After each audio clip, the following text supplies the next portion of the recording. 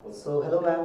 काफ़ी अच्छा लग रहा है आपको देख के, काफ़ी टाइम बाद आपको देख के अच्छा लग रहा है एक्चुअली बोला जाए तो। कहाँ फर्स्ट ऑफ ऑल आपसे पूछना चाहूँगा, कहाँ से मतलब कहाँ थे आप इतने टाइम तक? हाँ, बेड रेस्ट पे थी 2 साल। उसके बाद 2 साल कम बैक कर रही थी। Now here I am with lot of power, lot of good work. So ma'am you are someone जिसने सारी चीज़ें स्क्रैच से स्टार्ट की थी, from doing scratch, like Haryana की एक लड़की जो वहाँ पे अपना काम में बिजी थी, then she got an idea कि मुझे रोडीज करना है, एंड देन वहाँ पे उनकी रोडीज की जर्नी स्टार्ट होती है। You an part of fantastic roadies season, जहाँ पे मतलब काफ़ी पॉपुलर सीजन था वो। तो can you describe your journey from starting? मैं हरियाणा से हूँ और हरियाणा में ज़्यादातर आप या तो मेडिकल ले लेते हो या आप इंजीनियरिंग ले लेते हो। मैंने भी वही किया। मैंने बीटेक किया, उसके बाद मैं बैंगलोर में सॉफ्टवेयर डेवलपर की जॉब कर रही थी। मुझे लगा 2-3 साल के बाद कि सारी ज़िंदगी ऐसे नहीं गुजारनी मुझे। There has to be something else. I know मेरा कैलिबर क्या है, मैं किस क्या क्या कर सकते हो। पूरी ज़िंदगी वेस्ट हो जाएगी। मुझे लगता है कि इंसान का सबसे बड़ा डर ही यही होता है कि उसमें इतना पोटेंशियल है और वो धरा का धरा रह जाए। डेथ बेड पे मुझे आके रिग्रेट नहीं करना था। देन रोडीज़ का कीड़ा था। मुझे लगा क्यों ना यहाँ से शुरू किया जाए, एक एक करके सपने पूरे करेंगे।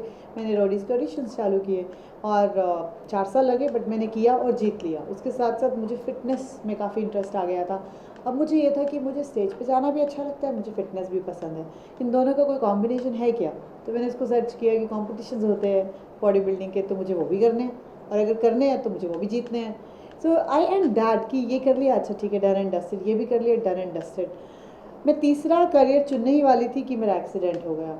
पर फिर पता चला कि वो एक्सीडेंट अपने आप में एक बहुत बड़ा टास्क बन गया कि मेरी गर्दन टूट गई, डॉक्टर ने गिव अप कर दिया कि ये तो ख़त्म हो चुका है। उससे निकलना भी एक रियल लाइफ रॉडी गेम खेल कर आई हूँ मैं। सो जो एक्सीडेंट के बाद 2.5 साल मुझे वापस आने में लगे, that was also like a task, right. लेकिन उससे एक चीज़ सीखी मैंने, और वो ही मुझे एक्टिंग में लेकर आई। इतने सारे इमोशंस जो आपको डेथ बेड पर देखने को मिलते हैं ना, when you just lying down, आप गर्दन नहीं मोड़ सकते हो, बहुत नेगेटिव हो, सब कुछ खो चुका है आपका और आप बस सीलिंग फैन देख रहे हो।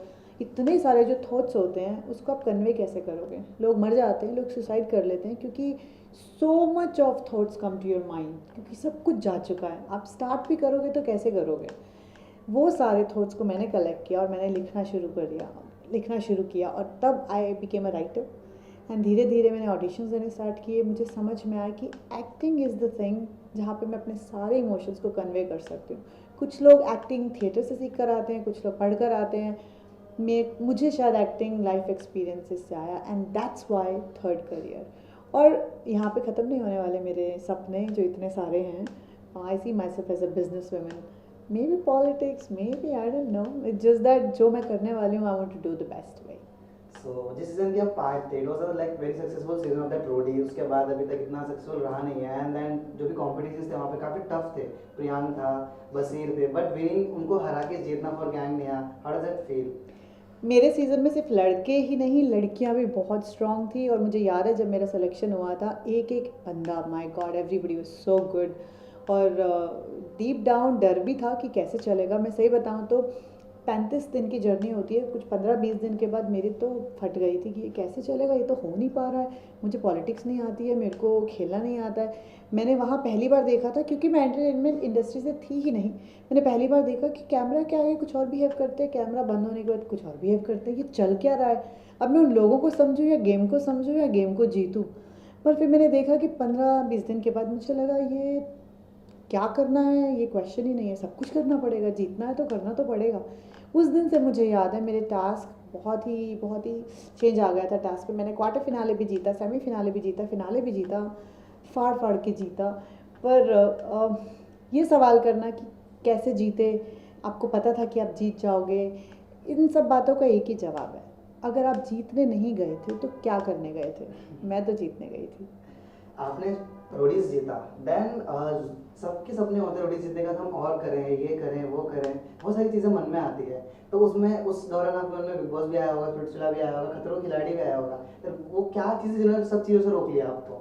आई थिंक मेरी वो जर्नी ही नहीं थी, मेरा वो थॉट प्रोसेस ही नहीं था। मैं आईटी में थी, फिटनेस कर रही थी, मुझे रोडीज करना था। मुझे पता भी नहीं था कि स्पिट्सला नाम का शो होता है। मैं बहुत फोकस्ड हूँ, जो मैं कर रही हूँ मेरा ध्यान बस वहीं रहता है।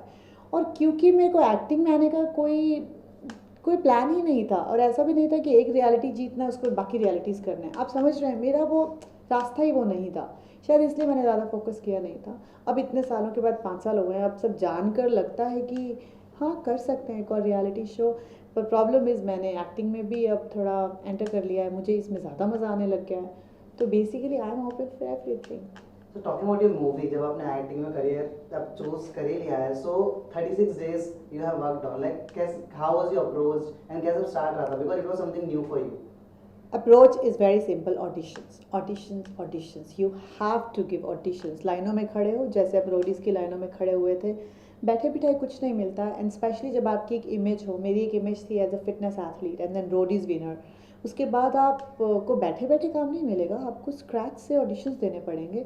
इन this web show 36 days in Sony LIV, I played a character called Cleo, and वो मर्डर करती है और वो फायर परफॉर्मर है, बिंदास है। तो अब आप हो, लेकिन आप उसको कैमरा पे करोगे कैसे, पोर्ट्रे कैसे करोगे, वो होता है डायरेक्टर का vision. Vishal Furia approached me through the casting team, मैंने ऑडिशन किया 2 बार, और I was very happy to play something like that. I think I always wanted to be very honest. Doing a 5 performance on camera, it's amazing. सब जब हम लोग सारी चीज़ scratch से start करते हैं, तो देयर इज वेरी, मतलब बहुत सारे चैलेंजेस आते हैं। सो कहीं ना कहीं उनमें एक चीज़ होती है, इस इंडस्ट्री की बात करूँ तो नेपोटिज्म एक वर्ड है, आपने सुना होगा। सो क्या do you have face that, कि आपको कहीं ना कहीं आपको ऐसा लगा कि आप कुछ टारगेट नहीं हो, इसकी वजह से आपको जल्दी रोल्स नहीं मिल रहे हैं? आई वॉन्ट से कि जल्दी रोल नहीं मिल रहे हैं, नेपोटिज्म पे भी आएंगे, बट ये कहना कि जल्दी रोल नहीं मिल रहे हैं ये गलत है, क्योंकि इंडस्ट्री टेक्स टाइम, आपके टैलेंट, आपका क्राफ्ट डेवलप होने में भी टाइम लगता है। जो बैठे हैं, जो फिल्में बना रहे हैं, वो गलत कास्टिंग नहीं कर रहे हैं। अगर आप किसी वजह से कास्ट नहीं हुए हो, इसका मतलब कुछ कमी है। तो I will never say this कि अब तक क्यों नहीं हुआ, और इसमें क्यों नहीं हुआ, उसमें क्यों नहीं हुआ। एक पूरी टीम होती है, हर किसी का अपना विजन है, आप बस गिव अप नहीं करो, चलते जाओ तो होता ज़रूर है। और दूसरी बात रही नेपोटिज्म की, नेपोटिज्म किस इंडस्ट्री में नहीं है, आप ये बताइए। अगर किसी के माँ बाप का बिजनेस है तो सबसे पहले उस पर हक बच्चों का ही तो होता है, और आप टैलेंटेड हैं अगर, तो आप पा ही लेंगे वो रोल। टाइम ज़्यादा लगेगा, मेहनत ज़्यादा करनी पड़ेगी, प्रूव ज़्यादा करना पड़ेगा। जस्ट बिकॉज बाकियों को ईजी मिल रहा है कैरेक्टर, आप उनको बुरा नहीं बोल सकते। दे आर लकी, आप शायद किसी और चीज़ में लकी हैं, वो किसी और चीज़ में लकी हैं, पर आप कंप्लेन नहीं कर सकते कि उसे क्यों मिला और मुझे क्यों नहीं मिला, क्यों लॉबी में काम चल रहा है, क्यों किसी को बार बार काम मिले जा रहा है।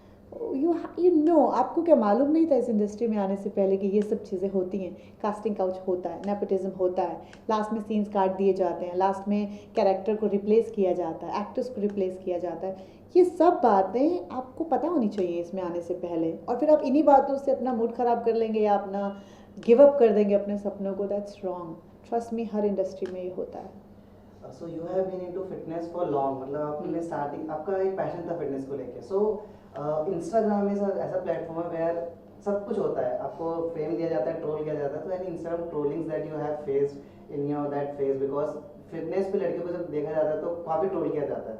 So you have faced anything? या you look manly, do I look manly? No. So it's just a myth. अब क्या करोगे, जो इंसान खुद कभी जिम नहीं गया उसके लिए ईजी है ना इंस्टाग्राम पे बैठ के पीछे सिर्फ लिखना माई गॉड यू हैव मसल्स, तुम मैनली दिखते हो, बिकॉज उन्होंने मसल सिर्फ लड़कों की बॉडी पे देखा है, यू नो। और अब लड़की थोड़ी सी भी फिट हो, श्रेडिड हो और प्रॉपर शेप में हो, उन्हें लगता है ये एक्सेप्टेबल नहीं है। उनके दिमाग में एक लड़की है ही सॉफ्ट बॉडी, वो बेचारे क्या करें। सो बुरा मानने की बजाय यू शुड पिटी देम कि उन्हें पता ही नहीं है, आई सी इट दैट वे, कि इसे पता ही नहीं है। So then it becomes easy. मुझे बिल्कुल फ़र्क नहीं पड़ता कौन क्या बोल रहा है, not even a bit honestly. So trolling doesn't affect me. Trolling के साथ साथ वैन जब सीन्स ऑफर्स होते हैं, तो हमने कई बार मूवीज है इसमें सब में देखा है कि लड़कियों का भी सॉफ्ट रोल्स मिलते हैं, but you have very hard personality. So कभी कभी वो आपको ऐसा बीच में रोका है उस चीज़ ने कि that because you are so much fit, तो आपको रोल्स की वजह से वो नहीं मिल पा रहा था, आपने सोचा हो कि ट्रोलिंग भी हो रहा है, ये इशू भी आ रहा है, तो just change this thing, fitness को छोड़ते हैं and just let get into acting more. Okay, so it is lack of exposure, कि लड़की अगर वेट ट्रेनिंग कर रही है तो वो सॉफ्ट नहीं रही, उसकी पर्सनालिटी हार्ड हो गई। आई थिंक जो लड़कियां वेट ट्रेनिंग कर रही हैं they have a better body, proper structure. आप हॉलीवुड की हीरोइंस को देखो ना, हॉलीवुड की कोई भी फीमेल एक्ट्रेस को देखो, they lift so much and their body structure is so good. It has nothing to do with कि वो गर्लफ्रेंड का रोल नहीं प्ले कर सकती या वाइफ का रोल प्ले नहीं कर सकती। अब हम इंडियंस ने फिटनेस स्टार्ट ही बहुत लेट किया है, अभी किसी की गलती नहीं है, वो उन्हें लगता है कि एक औरत को सॉफ्ट ही होना चाहिए। बट अब तो सब कुछ चेंज हो रहा है। हॉलीवुड जब बॉलीवुड में आ रहा है या फिर यहाँ के लोग जब हॉलीवुड के इतने सारे प्रोजेक्ट्स देखते हैं, दे अंडरस्टैंड कि लड़कियाँ ऐसी होती हैं, fit and you know with muscles and with a good structure. Coming back to the point कि मुझे प्रॉब्लम हुई है बहुत सारी। मेरे को ऐसे निकाल दिया जाता है, उसके टैटूज़ हैं निकाल दो, वेट ट्रेनिंग करती है निकाल दो, ज़्यादा फिटनेस का कंटेंट है निकाल दो। लेकिन ये सब होता है and I am mentally prepared. कुछ ऐसे अच्छे डायरेक्टर्स भी हैं जो मुझे दूसरी नज़र से उन्होंने देखा, उनका विजन डिफरेंट है and I am really enjoying that, क्योंकि I am working on couple of really good projects जिसमें director is going to show me very differently, क्योंकि उनका विजन वैसा था, उनको एक्सपोजर है कि किस तरह से किस पर्सनालिटी को यूज़ किया जा सकता है। प्रॉब्लम्स आती हैं, लेकिन आप प्रॉब्लम्स पे बहुत ज़्यादा फोकस करोगे तो आगे नहीं बढ़ पाओगे। So like you have told me that कि you are now open for the reality shows. So is any your reality shows जिसको आप अभी सबसे ज़्यादा सोच रहे हो कि यार मुझे यहाँ जाना चाहिए? फिल्में करने का सोच रही हूँ। Reality show is a bonus. If I get it I will definitely do it because I can do it. I have calibre of doing it and I also want to break the myth कि आप reality show करके आते हो तो आप actor नहीं बन सकते हो, या फिर आप रियलिटी शो करके आते हो तो आपको शॉर्ट टर्म फेम मिलता है। मैंने ये सारे मिथ्स तोड़ने हैं जैसे मैं पहले से तोड़ते आ रही हूँ। So we are talking about reality show, तो अभी Big Boss OTT season 3 चल रहा है. So there is something uncommon जो भी हो रहा है, which is getting 2 wives on the show with 1 husband and getting slapped in the show जहाँ पे इतने contracts होते हैं. So what's your view on that? कि क्या सोचते हो आप that make a good reality show? मैं क्या सोचती हूँ, शो मेकर क्या सोचते हैं? शो मेकर सोचते हैं टीआरपी टीआरपी टीआरपी। बहुत सी ऐसी चीज़ें हो रही हैं जो नहीं होनी चाहिए थी। 2 वाइफ्स को इतना ज़्यादा प्रमोट किया जा रहा है। They are trying to normalise this lifestyle. इतने सालों से इंडियन कल्चर ही ऐसा रहा है जहाँ हस्बैंड वाइफ एक होते हैं, डिवोर्सेस का कल्चर नहीं है, पूरी ज़िंदगी आप एक पार्टनर के साथ गुजारते हो। ऐसी कंट्री में अगर 2 वाइफ्स को ओपनली लेकर आया जा रहा है और हम अगर उस डायरेक्शन में जा रहे हैं, तो मैं ही क्या कोई भी कहेगा ये डायरेक्शन तो गलत है ना। जो जेनजी जनरेशन है उनके लिए नॉर्मलाइज हो गया 2 बीवियों को लाना या 2 हस्बैंड्स को मे बी प्रमोट करना। एक चीज़ कमी है इस बिग बॉस OTT में फॉर श्योर, वो है इंटेलेक्चुअल कॉन्वर्जेशन की। बहुत ही अजीब अजीब मुद्दों पे लड़ाई होती है और कुछ भी चल रहा है। आई थिंक ये सब देखना इट्स लाइक अ डिसीज़ कि कौन कितना लड़ रहा है, किसकी ज़िंदगी में क्या हो रहा है, 2 बीवियाँ हैं, कैसे करता है, कैसे मैनेज करता है। वड़ा पाव वाली आ गई, वो कैसे आ गई। तो अच्छा, रेडी लगा कर आप बिग बॉस में आ चुके हो तो बाकी भी रेडी का ही काम करते हैं, फिर पढ़ाई की ज़रूरत ही क्या है। सो पता नहीं कहाँ भी हम लोग इतना नीचे गिर गए हैं, हम इन्हीं चीज़ों में उलझे हुए हैं और इतनी अच्छी अच्छी चीज़ों को हम इग्नोर कर रहे हैं, अवॉइड कर रहे हैं। I feel bad for Ranveer Shorey, वो कहाँ बेचारे फंस गए हैं जाकर। आई नो उन्होंने अपना स्टेटमेंट दिया कि काम नहीं था तो मैं बिग बॉस में आ गया, बट बिल्कुल साफ दिखता है जब भी वो स्क्रीन पे होते हैं और इतना ऐसा है मतलब कॉन्वर्जेशन का लेवल, वो कुछ और बात कर रहे होते हैं और नीचे वाले बहुत ही घटिया बात कर रहे होते हैं। इट्स बैड कि इंटेलेक्चुअल थिंग बहुत कम हो गई है और हम एंटरटेनमेंट को सिर्फ लड़ाइयों और झगड़ों से एंटरटेनमेंट समझते हैं। We are going in a bad direction. Big Boss needs people like me so that we can raise the standard. That means you're open for Big Boss. I'm open for everything. So anything जो अभी अब ये तो 36 की बात की हमने, which was a very good crime thriller movie which आपने काम किया था. And now any other projects which you are doing, working on? Yeah, as I mentioned, at the moment I'm shooting for Jwala Setu. It's a Telugu web show and it's a periodic film, 1980s का film है। और 1-2 projects जो complete हो चुके हैं, I am really looking forward कि वो फटाफट से आ जाएं बाहर। And auditions are on, meetings are on, let's see. Anything hints जो आपके आने वाले hints? No, I am not gonna drop any hints, no jinx. मेरे को नज़र लगानी ही नहीं, जब बाहर आएंगे सब देखेंगे।